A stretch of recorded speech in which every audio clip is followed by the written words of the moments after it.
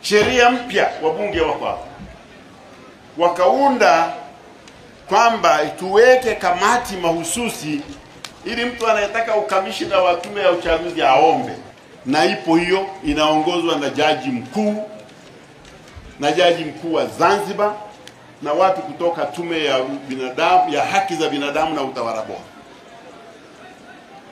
Kwa hiyo ikifika wakati mtu akitaka ukamishna anaomba, na huyo anayeomba anatazamwa kwa vigezo vilivyowekwa katika sheria vinavyolingana na kazi anayoomba. Hiyo kamati ipo. Maana yake ni kwamba mamlaka ya rais yamepunguzwa. Zamani alikuwa anaweza kuteua tu wewe na wewe na wewe muwe tu. Sasa hivi hawezi, mpaka kamati ya usaili iwasaili, alafu nimwambie rais unahitaji watu 5, tunakupa 8, chagua 5. Hayo ni mabadiliko makubwa. Haya, wakasema madedi wanaiba kura. Hawa wakurugenzi wa halmashauri hawawataki wasimamie.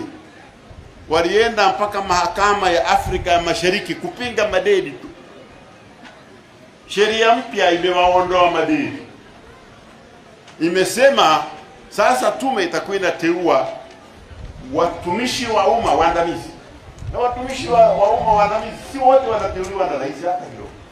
Ukienda vyuo vikuu utawakuta watumishi wa umma waandamizi, watu wasomi, lakini hawateuliwi na rais, wanateuliwa na mabodi ya vyuo vyao. Na wanakuwepo kwa ajili ya usomi wao. Wakiteuliwa watu wa namna hiyo, na hasa watumishi wengine wa serikali waaminifu, wanasimamia uchaguzi. Madedi waliokuwa wametamkwa kwenye ile sheria ya zamani wakaondolewa. Sasa hayo ndio mabadiliko makubwa ambayo yamefanya. Sasa imekuja hoja mpya. Mmeisikia na nyinyi. Ila inasemwa kwa Kiingereza. Inasema no reform, no election. Eti wanataka mabadiliko zaidi ya yale yaliyokushafanywa na bunge. Sasa tunawauliza, wabunge ndio wenye kazi ya kufanya mabadiliko ya kisheria. Wabunge nao ikifika tarehe 27 mwezi wa 6 wanarudi kwetu, tunakuwa raia kama wao. Sasa walazimishe wake na mzee Kishimba hawa na Cherahani, kwanza pressure iko juu.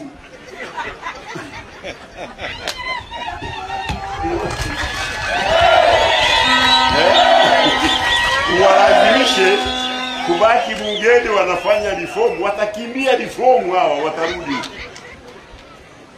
Hawapo, wamemaliza muda wao. Kwa hiyo wanasema mambo ambayo hayawezekani. Unajua unaweza ukasema mambo hayatekelezeki, hata wenye akili wakasema hivi anasema nini huyu naye. Sasa hilo wametoka. Wanasema lazima tufanye reform. Tunauliza reform ipi? Tumeshafanya. Mengine sikuyasema tumefanya. Kumbe ile ni danganya toto. Kwa sababu hao watu wanaogopa uchaguzi. Wanajua wakija hapo mtawapiga chini. Walizoea kudanganya, sasa udanganyifu mwisho. Sasa ni timu ya mpira inayoweka mpira kwa pani. Si unajua timu za mpira zikiweka mpira kwa pani zinaogopa kufungwa mabao. Sio hiyo mnayoisema nyie. Mpira wa siasa, sio wa mpira ule wa uwanjani mnaotaka nini. Sasa nawaambia, haya ndiyo mambo ambayo yamewashinda. Kwa hiyo badala ya kusema tunaogopa uchaguzi, wanasema mpaka tufanye mabadiliko, ama sivyo tutazuia uchaguzi. Sasa nataka wananchi wa Kahama mjue, hawa watu hawana uwezo wa kuzuia uchaguzi. Hawana. Wanazuiaje? Watazuia kwa kufanyaje? Maana katiba inasema katika ibara ya 41 hakuna mtu anaweza kuahirisha uchaguzi wa Tanzania. Uchaguzi wa Tanzania unaweza ukaahirishwa tu kama kuna vita. Sasa nauliza, huku Kahama mna vita?